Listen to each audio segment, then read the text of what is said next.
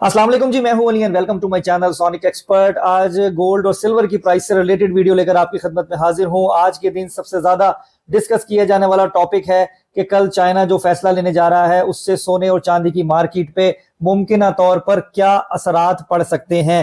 क्या मार्केट ने उस खबर का असर पहले से ही ले लिया है, कोई नई चीज नहीं होनी, या मार्केट वाकई नए रिकॉर्ड कायम करने जा रही है और ये जो महंगा होकर सोना फिर दोबारा से सस्ता हुआ है और चांदी भी जो महंगा होकर फिर दोबारा से सस्ती हुई है, इसके बारे में लोगों की क्या राय है, तो इस पे थोड़ी सी बात कर लेते हैं। तो वीडियो में आगे जाने से पहले सबसे पहले मैं आपको इंटरनेशनल मार्केट जो इस वक्त चल रही है, लगभग 7 बजे का टाइम है, $4058 फी ट्राई आउंस पे आपका सोना है, जो कि तकरीबन $60 के करीब उसने डाउनफॉल दिखाया है। जो इसका हाई था वो 4141 तक था जहां तक ये गया था। अब जब से मार्केट जो है वो स्टार्टअप में है तो $60 का डिक्लाइन जो है वो ये आपको इंटरनेशनल मार्केट प्लस माइनस में दिखा चुकी है।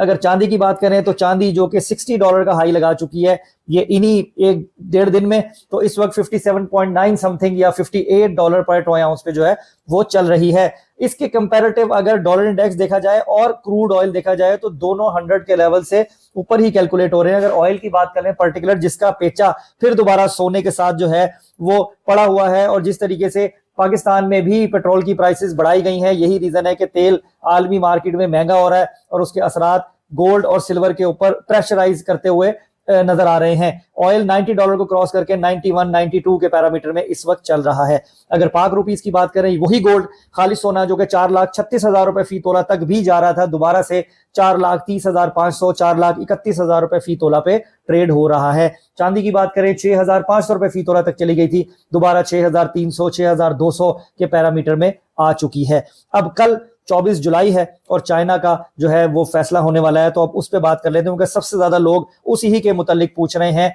कि क्या स्पेकुलेशंस जो है वो मार्केट में चल रही हैं, असल में क्या क्या हो सकता है। तो इसमें हमारी जो अदना सी राय है या जो भी इंफॉर्मेशन मैंने कलेक्ट की है, मैं इस वीडियो के तवज्जुह से आप लोगों तक पहुंचा देता हूं। बाकी होना वही है जो अल्लाह की मर्जी है, और आप लोगों ने भी जो बेहतर समझे आप अपने हिसाब से कर सकते हैं। इस वक्त जिस खबर पर सबसे ज्यादा बात हो रही है ना, वो ये है कि 24 जुलाई को चीन के चंद बड़े बैंक अपनी रिटेल सार्फिन के लिए जो लेवरेजेड पेपर गोल्ड और बाज पेपर सिल्वर ट्रेडिंग प्रोडक्ट्स है ना, उनको बंद करने जा रहे हैं। ये जो फिजिकल गोल्ड है या फिजिकल सिल्वर है, इस पे कोई पाबंदी वो नहीं लगा रहे, बल्कि बैंकों के जरिए होने वाली जितनी मखसूस पेपर ट्रेडिंग होती है ना, उस पे पाबंदी लग जाएगी। अब इस फैसले का मुमकिन असर जो है वो मुख्तसर मुद्दत में क्या हो सकता है, यानी शॉर्ट टर्म में क्या हो सकता है। अगर हम शॉर्ट टर्म में दिनों का तयन करें तो 1 से 4 दिन तक का आप इसको देख सकते हो कि मार्केट में उतार चढ़ाव बढ़ सकता है। मार्केट आपको एक पैनिक मूव अपवर्ड और बाद में पैनिक मूव डाउनवर्ड जो है वो दिखा सकती है, क्योंकि कुछ ट्रेडर्स अपनी पोजीशन क्लोज करेंगे।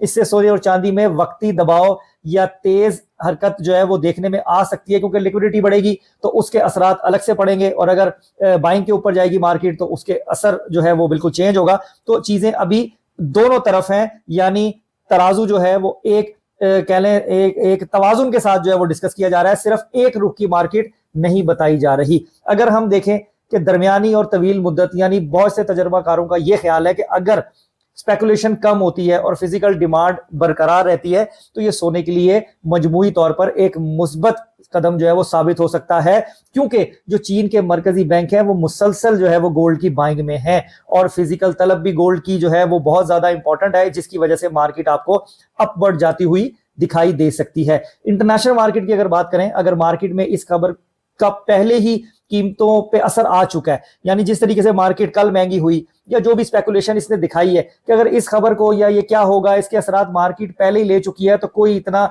बड़ा कोई आपको इकदाम होता हुआ कल नहीं दिखाई देगा या उससे अगले दिन नहीं दिखाई देगा। मार्केट आपको इसी जो है वो सर्कल में घूमती हुई दिखाई देगी। लेकिन अगर गैर मुतवक्का रद्द-ए-अमल आ गया तो सोने और चांदी में तेजी से ऊपर जाने के इम्कानात मौजूद हैं, लेकिन इसके असरात बहुत ज्यादा देर तक रहने वाले नहीं बताए जा रहे। मार्केट वापस अपने आप को रीसेट कर सकती है।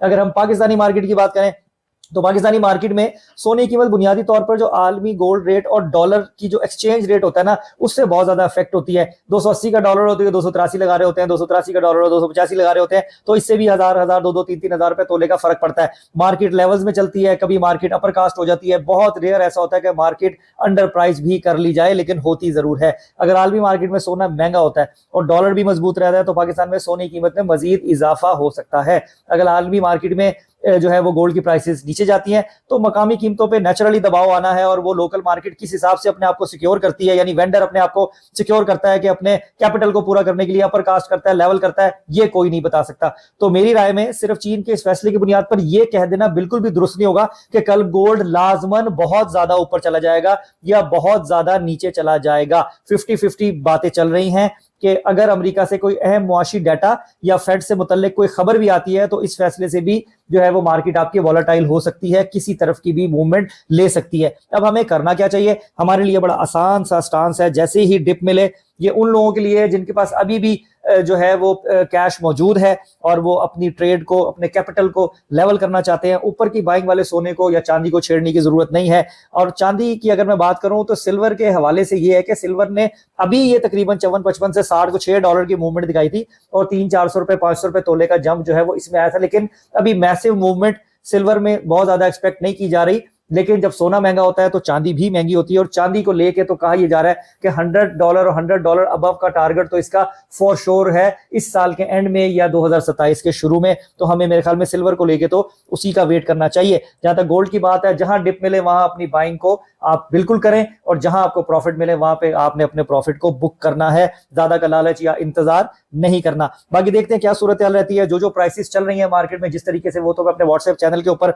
अपडेट कर ही रहा हूं, और अगर आप भी उस चैनल का हिस्सा बनना चाहते हैं तो स्क्रीन पे जो नंबर है इस पे अस्सलाम वालेकुम हेलो हाय का मैसेज भेजिए, आपको ऑटो मैसेज मिल जाएगा जिसमें लिंक मौजूद है, आप उससे उस चैनल को फॉलो कर सकते हैं और लोकल मार्केट से इंटैक्ट रहेंगे, और इंटरनेशनल मार्केट में जो खबरें सोने और चांदी के हवाले से होती हैं वो आप तक पहुंचती रहेंगी। तो देखते हैं क्या सूरत हाल रहती है। बहुत सारे लोग इसके बारे में कमेंट्स कर रहे थे, सवाल पूछ रहे थे, तो मैंने कोशिश की है कि आसान लफ्जों में आपको समझा दूं, बता दूं कि इस इकदाम से मार्केट किस तरफ कैसे मूवमेंट ले सकती है। कोई पर्टिकुलर राय एक तरफ जाती हुई नहीं है, दोनों तरफ की बातें हो रही हैं। बाकी देखते हैं क्या होता है। अल्लाह ताला सबके लिए आसानियां करे, आपके लिए, हमारे लिए। मानसून का मौसम है, आज भी बहुत ज्यादा बारिश हुई, बहुत ज्यादा मसले परेशानियां लोगों के लिए ये अपने घर से दफ्तर और दफ्तर से घर आने के लिए रही। तो अल्लाह ताला सबके लिए आसानियां करे और किसी के लिए भी ये बारिश बायस से ज़हमत ना बने, बायस से रहमत ही बने। तो अपना बहुत ख्याल रखें, मुझे दुआ में याद रखें। इंशाअल्लाह ताला नेक्स्ट वीडियो मुलाकात होगी। अल्लाह हाफिज।